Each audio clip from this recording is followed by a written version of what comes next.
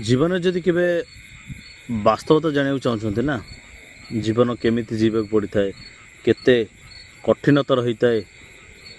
तेबे राति अधर थे कटक सहर बुली आसबे सेठारे जीवन प्रकृत मूल्य आ वास्तवता कौन ठीक जापर लोके तो समस्ते काम करती पैसा पे से माने काम करती निजर पेट पोषापी किंतु केवल पेट पोषा छड़ा ना तांको पाखे अच्छी घर ना अच्छी गाड़ी किए टली चलई तो किए कुली साजी आउ किए बस्ता बोहई निजर गुजराण मेटाई था पुणी से रास्ता कड़े शोई जाती मात्र खंडे सार्ट तो किए खंडे पैंट आउ किए खंडे लुंगी आ गामुछा खंडे बस एतिक जीवन जी जाती रातिरे अंधकार भितर निज सहित से संघर्ष करथांती और निजर दुख सुख सहित